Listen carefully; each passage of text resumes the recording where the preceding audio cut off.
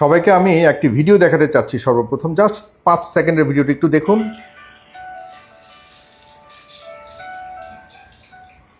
আপনারা আবার দেখুন।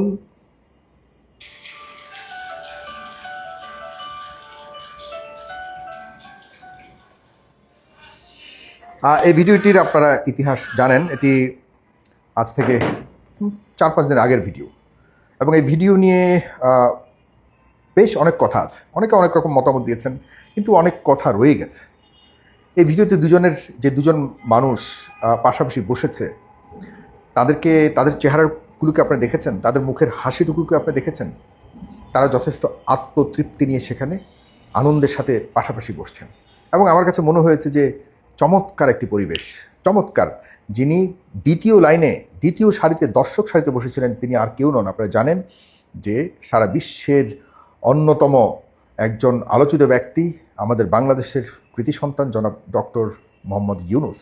তিনি সদ্য সাবেক আমাদের দেশের তত্ত্বাবধায়ক সরকার, আমাদের দেশের ইন্টারিম সরকারের প্রধান উপদেষ্টা ছিলেন। 1.5 বছরের মতো তিনি দেশ পরিচালনা করেছেন। অনেক সমালোচনা আছে, অনেক সময় আমি নিজেও ব্যাপক সমালোচনা করেছি। আমার থেকে বেশি সমালোচনা করেছি বলে মনে হয় না, তবে আমি সমালোচনাটা করেছিলাম ডক্টর মোহাম্মদ ইউনূস সাহেবের ক্যাবিনেটের।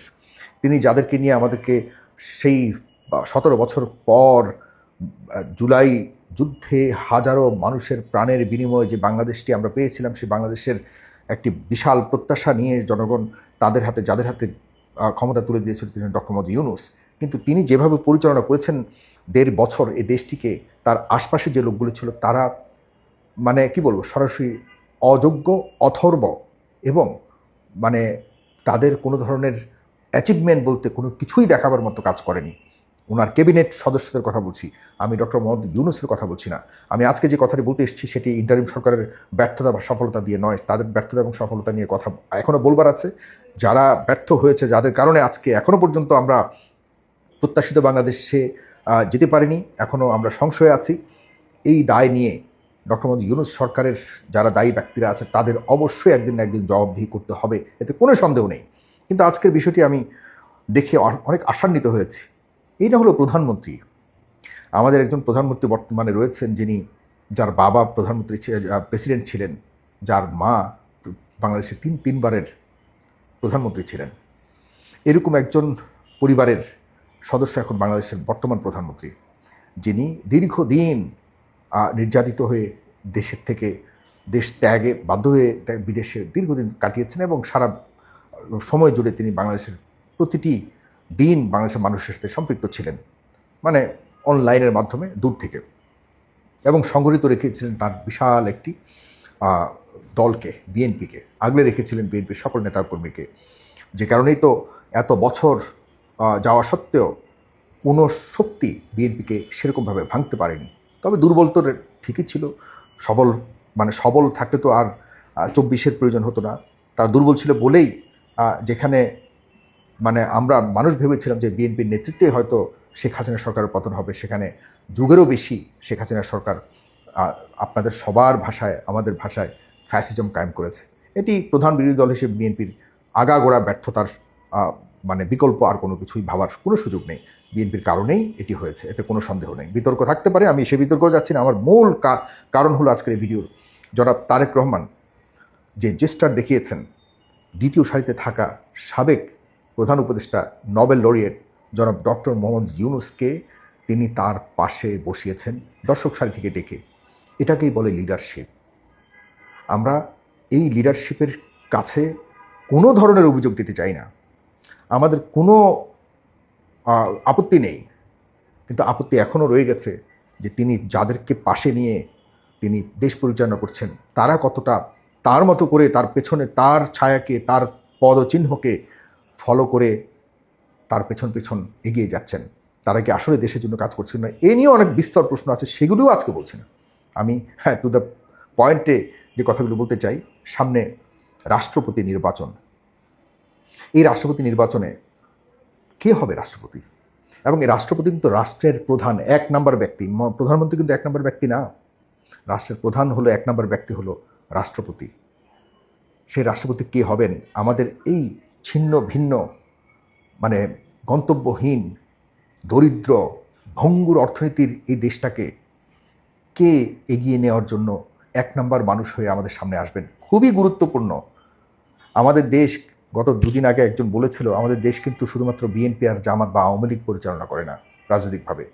আমাদের এর বাহিরে বিশাল একটি পরিমণ্ডল রয়েছে, আন্তর্জাতিক পরিমণ্ডল, যেখানে অনেক মানুষ রয়েছে এবং দেশ রয়েছে, অপশক্তি রয়েছে, যারা এই বাংলাদেশকে তাদের ক্লায়েন্ট কান্ট্রি মনে করে, যে তারা শুধুমাত্র বাংলাদেশের মানুষ কষ্ট করবে এবং যা কিছু অর্জন করবে সেগুলিকে খুব সিম্পলি শোষণ করবার জন্য আন্তর্জাতিক কয়েকটি গ্রুপ সব সময় অ্যাক্টিভলি আমাদের দেশকে টার্গেট করে রেখেছে। এবং তাদেরকে ঠিকমতো পরিচালিত করে, হ্যান্ডেল করে, তাদেরকে মেনটেন করে, ম্যানেজ করে এই দেশে গণতান্ত্রিক ব্যবস্থাকে সুরক্ষিত রাখা এবং সার্বভৌমত্বকে সঠিক পথে রেখে সামনে এগিয়ে যাওয়াটা একটা বিশাল চ্যালেঞ্জ, এতে কোনো সন্দেহ নাই। অনেক ইকুয়েশন আছে প্রিয় বন্ধুরা। এই ইকুয়েশনগুলিকে সামনের সময়ে গণতান্ত্রিক, এখন সবচেয়ে বড় কথা হলো আমাদের পার্শ্ববর্তী যে অপশক্তিটি রয়েছে, যে অপশক্তি আমাদেরকে প্রতিনিয়ত ঠুকরে ঠুকরে খাবার জন্য শকুনের মতো এভাবে চোখ মেলে রয়েছে, কখন এই দেশে একটা সুযোগ পাবে ঠিক ঘাপ করে শকুনের থাবা পড়ে যাবে আমাদের উপরে। অনেক স্বপ্ন প্রত্যাশা নিয়ে 24 হয়েছে। 1971 সালে আমাদের এই দেশকে মুক্ত করেছে আমাদের সেই প্রখ্যাত বিখ্যাত মানুষরা, নিজের জীবনের বিনিময়ে লাখো লাখো মানুষ নিজেদের প্রাণ দিয়ে আমাদের এই ভূখণ্ডটিকে মুক্ত করেছে। কিন্তু আমাদের অর্থনৈতিক মুক্তি, আমাদের ব্যক্তিগত মুক্তি, আমাদের দেশের সার্বভৌমত্বের মুক্তি আমরা পেয়েছি কিনা সে নিয়ে প্রশ্ন বারংবার ওঠে, বলেই কিন্তু 90 হয়েছে, 69 হয়েছে, সেই অনেক কিছু হয়েছে, শেষ পর্যন্ত 24 হয়েছে। এই 24-এ আমরা বাংলাদেশের ইতিহাস করে সারা বিশ্বের ইতিহাসে একটা গণতান্ত্রিক বলুন, গণতান্ত্রিক নামমাত্র গণতান্ত্রিক সরকারের বিরুদ্ধে এতগুলি মানুষের প্রাণ দিয়ে শুধুমাত্র সরকার পরিবর্তনের জন্য পৃথিবীর আর কোথাও এতটা হিংস্র সময় মানুষ দেখেনি। আমাদের বাংলাদেশ উদাহরণ তৈরি করেছে, গণ অভ্যুত্থান তৈরি করেছে। সেই বাংলাদেশটির এখনও পর্যন্ত নড়বড়ে অবস্থা, এখনও পর্যন্ত কোনো কিছুই ঠিক নেই, আমি আপনাদেরকে লিখে দিতে পারবো। কিন্তু এটাকে ঠিক করতে হলে একজন চমৎকার প্রধানমন্ত্রীর পাশে তার গার্ডিয়ান হয়ে একজন শক্তিশালী রাষ্ট্রপতি প্রয়োজন।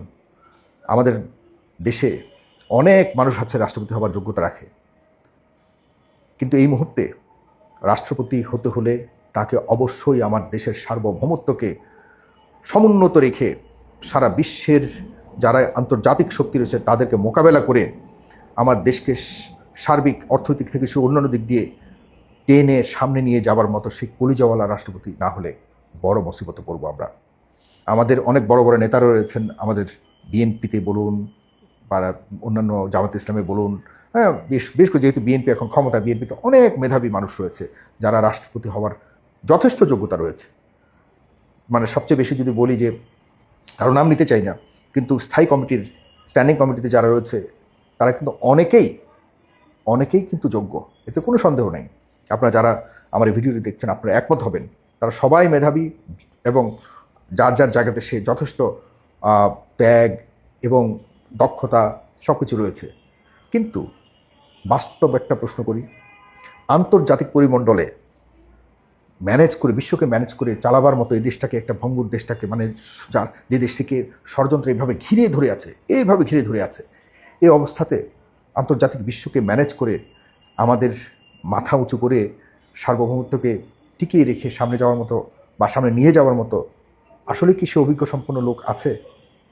আভ্যন্তরীণ একটা বিষয়, আন্তর্জাতিক আরেকটা বিষয়, দুটি বিষয়কে, আভ্যন্তরীণ বিষয়টাকে আমাদের প্রধানমন্ত্রী খুব চমৎকারভাবে নিয়ে নিচ্ছে। আমি বিশ্বাস করি আগামী কয়েক বছরের মধ্যে বিশাল একটি রেভলিউশনারি চেঞ্জেস হবে আমাদের উন্নয়নের ক্ষেত্রে, কোনো সন্দেহ নেই। যেহেতু জনাব তারেক রহমান সেটি ইতিমধ্যে প্রমাণিত করেছেন, সামনেও করবেন, যদি না আভ্যন্তরীণ এই ক্যাওয়াসগুলি না লাগে নিজেদের মধ্যে। কিন্তু আন্তর্জাতিক বিশ্বের সাথে তাল মিলিয়ে শকুনদের চোখের সামনে দাঁড়িয়ে শিরদাঁড়া করে হয়ে মোকাবেলা করবার মতো সাহসী এবং বিশেষ করে পরিবর্তনের পক্ষের সাহসী একজন সন্তান যদি রাষ্ট্রপতি না হতে পারে, বড় ধরনের খেসারত দিতে হবে, এতে কোনো সন্দেহ নেই। আমি প্রশ্ন রাখছি, যেহেতু জনাব ডক্টর মোহাম্মদ ইউনূস তার একটা বিশাল একটা পদচারণা রয়েছে, আন্তর্জাতিক বন্ধুসুলভ শক্তি রয়েছে, তাকে জনাব তারেক রহমানের পাশে রাষ্ট্রপতি হিসেবে রাখবার জন্য যদি সাধারণ মানুষের পক্ষ থেকে এরকম কোনো আশা প্রত্যাশা মানে জাগায় বা দাবি করে, আমি জানি না জনাব তারেক রহমান বা বিএনপির শীর্ষ পর্যায়ের যোগ্য নেতারা কীভাবে এটাকে নেবেন এবং সুযোগ দেবেন জানি না। তবে মানুষ মনে করে, আমিও মনে করি যে এই সময়ে, অন্ততপক্ষে এই সময়টাতে জনাব ডক্টর মোহাম্মদ ইউনূসকে রাষ্ট্রপতি হিসেবে যদি নিয়োগ প্রদান করা হয় বা নির্বাচিত করা হয়, তাহলে কি মন্দ হবে? এই প্রশ্নটি আপনাদের কাছে রাখছি।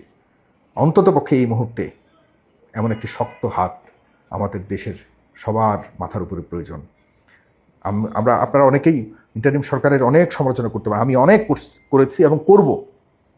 তবে শর্ত একটাই, যে রাষ্ট্রপতির আশপাশে কয়েকটা আবর্জনা ছিল, যে আবর্জনার কারণে জুলাই তার নিজের সফলতার মুখ দেখতে পারেনি। এদের কখনোই যেন এই ডক্টর মোহাম্মদ ইউনূসের আশপাশে না দেখা যায়। যদি আশপাশে দেখা যায় ডক্টর মোহাম্মদ ইউনূস যদি আবারও এই টাইপের, মানে কি বলবো, বাটপাট টাইপের মানুষগুলিকে আবারও সাথে ঘেঁষতে সুযোগ দেয়, তাহলে কিন্তু তিনি বেশি দিন থাকতে পারবেন না। আন্তর্জাতিক বিশ্বকে নিয়ন্ত্রণ করবার জন্য বা ম্যানেজ করবার জন্য ডক্টর মোহাম্মদ ইউনূসের বিকল্প আছে বলে আমার মনে হয় না। তবে এর বাইরে আমি বারবার বলছি, এই বিএনপিতে জনাব ফখরুল ইসলাম আলমগীরের মতো মানুষ, জনাব প্রফেসর মোশাররফ সাহেবের মতো মানুষ, মঈন খানের মতো মানুষ, আরও অনেকেই আছে, আমি এই মুহূর্তে বেশি নাম বলতে চাই না। তবে এই মানুষগুলি তো বিতর্কের ঊর্ধ্বে, তারা যথেষ্ট যোগ্যতা রাখে।